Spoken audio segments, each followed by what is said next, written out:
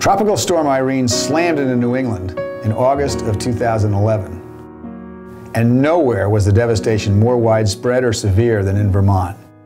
The people of my home state lost more than Vermonters had in a generation. Irene damaged more than 500 miles of roads, 1,000 culverts, more than 200 bridges, and 1,600 homes. The most unfortunate loss was the Vermonters who lost their lives. However, some places fared better than others did. Some bridges and culverts stood while others nearly succumbed. Some towns had little damage while their neighbors suffered much more.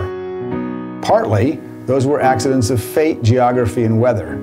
But there's more to the story than that. Choices made in some communities long before Irene arrived helped provide some protection. Take Middlebury, where Irene floodwaters rushed through the town's iconic stone bridge for many days after the storm. But those Otter Creek floodwaters were slower to rise and fall and had far less power than they did just 30 miles upstream in Rutland. The reason was the protection and the preservation of riverside floodplains and wetlands. And that was due to a difference in how the people who lived along the river think about and deal with the Otter Creek.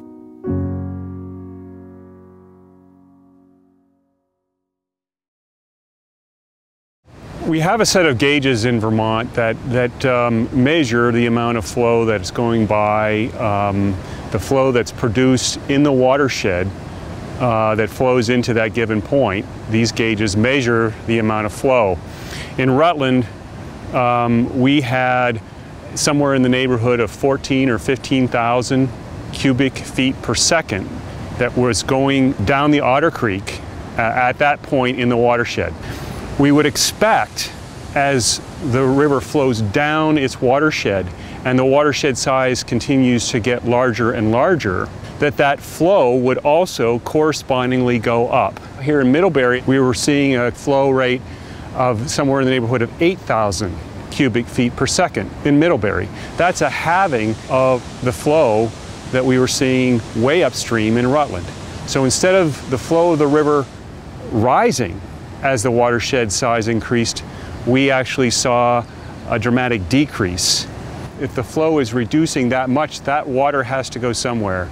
And where it was going was spilling out of the Otter Creek onto the very large floodplain and wetland complexes that you can find between Rutland and Middlebury.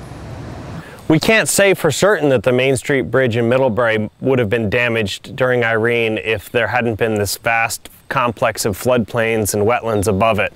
But we do know that there was a good chance of that. Its likelihood is very high that there would have been some damage. It's hard to tell how much it would have cost if the floodplains and wetlands hadn't been there and there had been more damage. But we can say that without those natural flood protection mechanisms that nature provides, there would be more damage, and of course it would cost more to rebuild.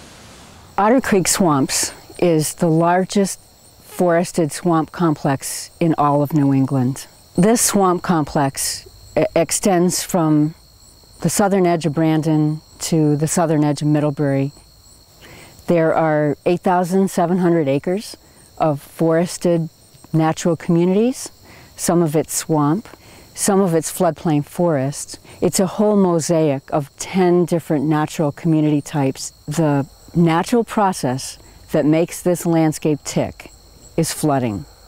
One of the really important functions of wetlands is that they retain floodwaters, and part of the way that they do this is by letting the water come up, and then with all the duff layer and their regular surface, it holds the water a little bit and the ground gets saturated, and then the water slowly goes down.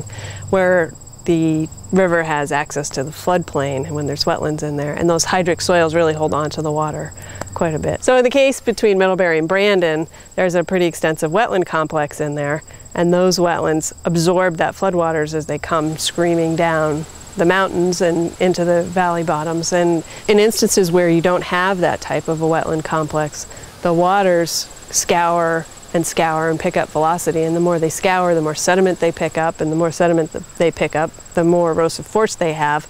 So it just becomes cumulative down the watershed instead of attenuating some of those impacts, the velocity and the volume as well. So putting those wetland complexes in between is like putting a release valve in the system. Vermont and the country have a no net loss of wetlands policy, but in reality we just haven't seen that. Every day we lose more and more wetlands. Unless something is, officially recognized and placed in protection, those wetlands are perpetually at risk. The Nature Conservancy owns 664 acres of land throughout the Otter Creek swamps. Some of it is in big chunks, some of it is in little parcels, but we are interested in adding to our ownership. We're in it for the long haul, so we're willing to wait. We're always there. If a landowner changes their mind, we're still interested in talking with them. There's a tremendous call after a flood event especially to get back in the rivers and create more capacity. We see that all over the state. What's unique, I think, about the Otter Creek Valley is that we don't hear from one year to the next, let's get into the Otter and straighten it or deepen it. I think these wetlands and these floodplains have been protected, and every year they flood. You see the signs, bridge closed, and people go around. There's the road blockades are there. People almost on an annual basis are accustomed to this phenomena of the floodplains flooded. And so the expectation that we should be changing that, or that's not acceptable, I think influences or maybe accounts for why there isn't the large cry to change the Otter Creek. The water came quite high up into the hayfield. It totally engulfed the pond, and historically no one has ever seen it that high here. And what happens when we have a flood event is that we have the initial water rising, and then as the catch basin starts to capture it all, it keeps rising for 2 or 3 days. So it keeps getting higher and higher and higher, even though the event is over. Irene was a phenomenon that took everyone by surprise, but as a natural occurrence every year, usually we have a large January melt, and then the floods in the spring from the snow melt and the rain.